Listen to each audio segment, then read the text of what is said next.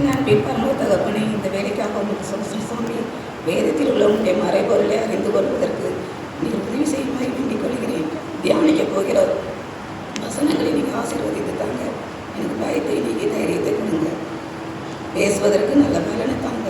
இயேசுவின் மூலம் ஜெபங்களும் நல்ல பிதாவே. நம்ம இன்னைக்கு பார்க்க போகிற தலைப்பு என்னென்னா, தியானத்திற்கு ஆதாரமாக எடுத்துக்கொண்ட வேத பகுதி நல்ல சமாரியன். லூக்கா 10ஆம் அதிகாரம் 25ஆம் வசனத்திலிருந்து 37ஆம் வசனம் வரை. ஆண்டவர் இந்த ஊமை எதற்காக சொல்லுகிறார் என்றால், லூக்கா 25லிருந்து 29 வரைக்கும். அப்பொழுது நியாயசாஸ்திரி ஒருவன் எழுந்திருந்து அவனை சோதிக்கும்படி, போதகரை நித்திய ஜீவனை சுதந்திரித்துக் கொள்ளும்படி நான் என்ன செய்ய வேண்டும் என்று கேட்டான்.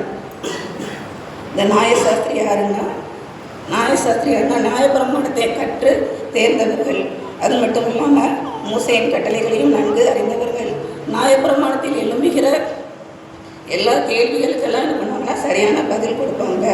யூத மதத்தையும் நன்கு அறிந்தவன் தான் இந்த நியாயசாஸ்திரி. அவன் இயேசுட்ட என்ன பண்ணுறான், சோதிக்கும்படி கேள்வி கேட்குறான். நித்திய ஜீவனை சுதந்திரத்துக் கொள்வதற்கு நான் என்ன செய்ய வேண்டும் என்று. அதற்கு இயேசு என்ன சொல்கிறாங்கன்னா, பதில் சொல்லாமல் அவன்கிட்ட திரும்ப ஒரு கேள்விக்கு 2 கேள்வி கேட்குறாங்க. நீ நியாயப்பிரமாணத்தில் என்ன எழுதியிருக்கிறது, நீ வாசித்திருக்கிறது என்ன என்று. அதற்கு அவன் பிரதித்திரமாக, உன் தேவனாகிய கர்த்தரிடத்தில் உன் முழு இருதயத்தோடும் உன் முழு ஆத்மாவோடும் உன் முழு பலத்தோடும் உன் முழு சிந்தையோடும் அன்பு கூர்ந்து உன்னிடத்தில் அன்பு கூறுவது போல பிறனிடத்திலும் அன்பு கூறுவாயாக என்று எழுதியிருக்கிறது என்றான். அவன் என்ன சொல்கிறான்னா, மோசையோட கட்டளைகளை சொல்கிறான். அதற்கு இயேசு அவன் சொல்கிறாரு, நிதானமாய் உத்தரவு சொன்னாய், அப்படியே செய், அப்பொழுது பிழைப்பாய் என்றார். அவன் அந்த பதில் அவன் திருப்தியாக அவன் திரும்ப இயேசப்பட்ட என்ன பண்ணுறான், தன்னை பெரிய நீதிமான் என்று காண்பிக்கும்படி இயேசுட்ட எனக்கு பிறன் யார் என்று கேட்குறான். அதற்கு சொன்ன ஊமை தான் இந்த நல்ல சமாரியன்.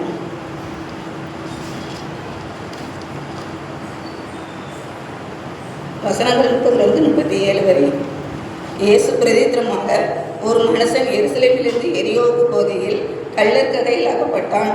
அவர்கள் அவன் வஸ்திரங்களை உரிந்து கொண்டு அவனை காயப்படுத்தி குற்றுயிராக விட்டு போனார்கள். அப்பொழுது தற்செயலாய் ஒரு சமாரியன் அந்தபடியே அவனை கண்டு பக்கமாய் விலகி போனான். அந்தபடியே ஒரு லேவியனும் அந்த இடத்திற்கு அவனை கண்டு பக்கமாய் விலகி போனான்.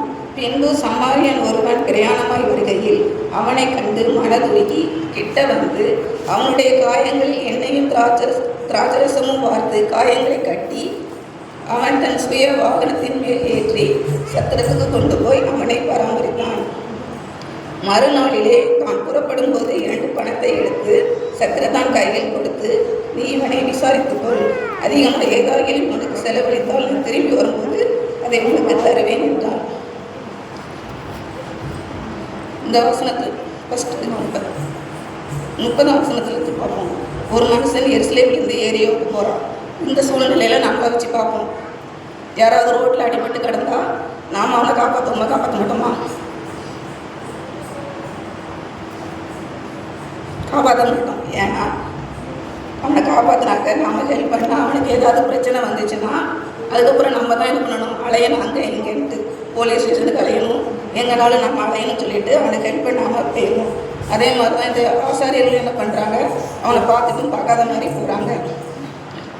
எனக்கு இந்த வசனத்தை வார்த்தோடனே ஒரு மனுஷன் எருசலேமிலிருந்து எரியோவுக்கு போன அப்படின்னு உடனே எனக்கு இந்த குறும்பூர் ஞாபகம் தான் இருந்துச்சு. குறும்பூர்லேருந்து இந்த பரமக்குறிச்சி போகிற காட்டுப்பாதை தான் ஞாபகம் இருந்துச்சு. நான் பைக்கில் போகிறப்ப நான் யோசிப்பேன், அந்த காட்டுப்பாதை வழியாக ஒரு மேக்ஸிமம் ஒரு 5-7 நிமிஷம் தான் அவன் வண்டி ஓட்டிகிட்டு போனான். ஆனால் நான் நினைப்பேன், திருடன் பின்னாலேருந்து வண்டி வந்தவொடனே நான் யோசிப்பேன், நம்மளை தான் மறைக்க வராங்க பொழுது அப்படின்ட்டு. முன்னேருந்து வண்டி வந்தவொடனே நான் யோசிப்பேன், நம்மளை தான் மறைக்க வராங்களோ அப்படின்ட்டு பயந்துக்கிட்டே தான் வண்டியில் போவேன். அதே மாதிரி தான் அந்த காட்டு பகுதியை நான் வச்சுக்கோங்க. அங்கே ஒரு திருடன் ஒரு மனுஷனை திருடன் அடித்து போட்டுட்டு போயிட்டான். அவன் வஸ்திரங்களையெல்லாம் புரிந்து கொண்டு அவனை காயப்படுத்திக்கிட்டு குற்றுயிராக விட்டு போனார்கள். அப்படின்னா அவன் பாதி செத்த நிலைமையில் இருக்கான், சுனைய நினைவு இல்லாமல் கிடக்கிறான். அப்போ தான் அந்த ஆசாரியன் முதல்ல வரான். அந்த ஆசாரியன் யாருன்னா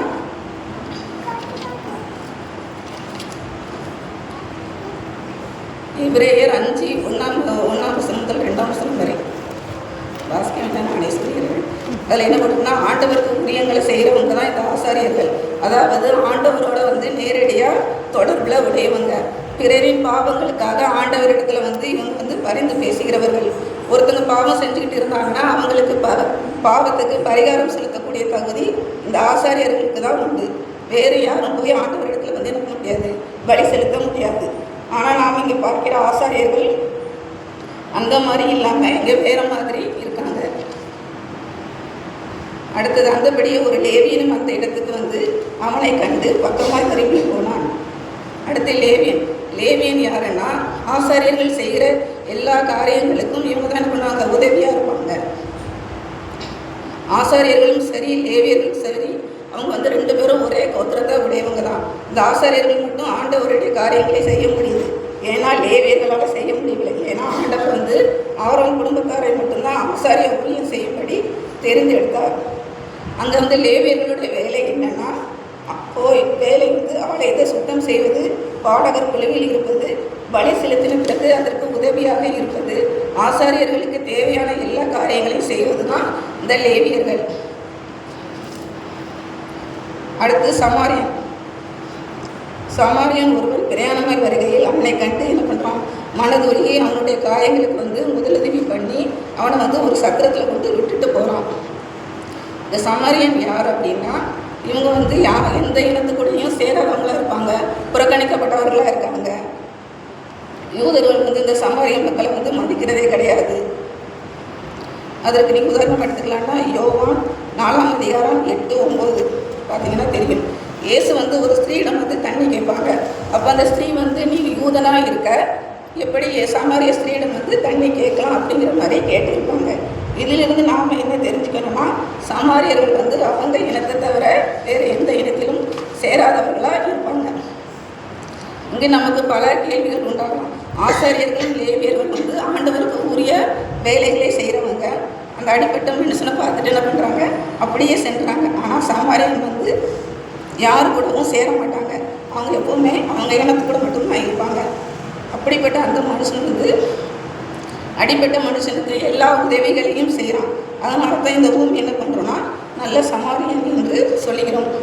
ஆனால் நமக்கு ஒரு நல்ல சமாரியன் யார் இருக்காருன்னா அது நம்மளுடைய இயேசு கிறிஸ்து. இயேசு கிறிஸ்துவை ஏன் நான் சமாரியன்னு சொல்கிறேன்னா, அவர் தான் நம்முடைய பாவங்களுக்காக என்ன பண்ணாங்க, சிலுவையில் பலியானாங்க. நம்முடைய பாவங்கள் பெருகும் என்றும் மனிதனாய் பிறந்த ஒருவனும் பாவம் செய்யாமல் இருக்க முடியாது என்றும், அதனால்தான் நம்முடைய இரத்தத்தையும் தன்னுடைய சரீரத்தையும் சிலுவையில் என்ன பண்ணாங்க, கிரயமாக கொடுத்தாங்க. அவர் நம்மளை எல்லாரையும் நினைச்சிருக்கிறாரு. அவரிடமிருந்து நாம் பெற்றுக்கொள்ள வேண்டியது அவருடைய ரட்சிப்பை மாத்திரம். நாம் அதற்கு என்ன செய்யணும்னா, அவரிடத்தில் உண்மையாக இருக்கும்போது நமக்கு தேவையான எல்லா உதவிகளையும் ஏற்ற வேளையில் நம் இயேசு கிறிஸ்து நமக்கு செய்வார். அவர் தான் நல்ல சமாரியன்.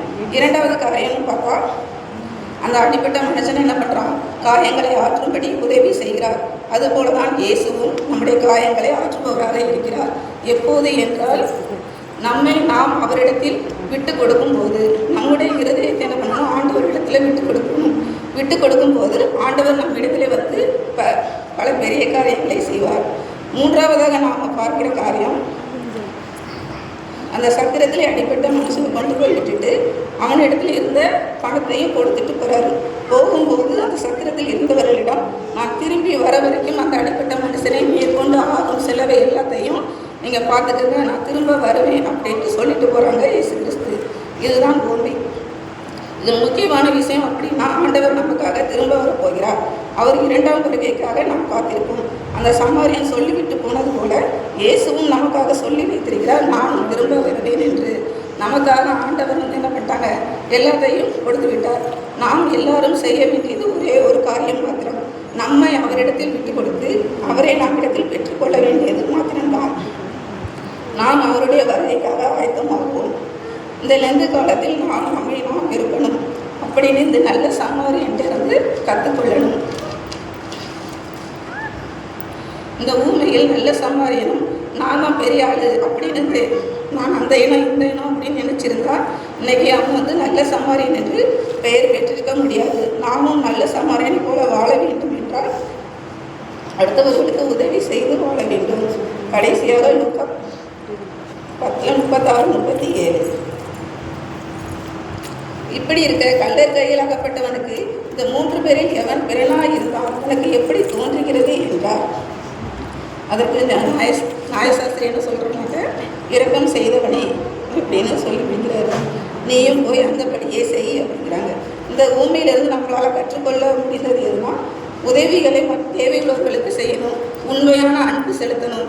நாம் வாழ்கிற இந்த சமுதாயத்தில் எத்தனையோ பேர் இரக்கத்திற்காக, அன்புக்காக, ஆதரவுக்காக தவிக்கிற அநேகம் பேர் உண்டு. அப்படிப்பட்ட மக்களுக்கு நாம் இரக்கம் பாராட்டுவதுதான் உண்மையான அன்பு. நாம் மனிதர்களிடத்தில் அன்பு கூறாவிட்டால் தேவனிடத்தில் அன்பு கூற முடியாது. இந்த அன்புல ஜாதியும் மொழி எதுவும் கலந்து சேர்க்கக்கூடாது. எல்லா மரபுகளையும் தாண்டி அன்பு கூறுவது தான் தேவ அன்பு.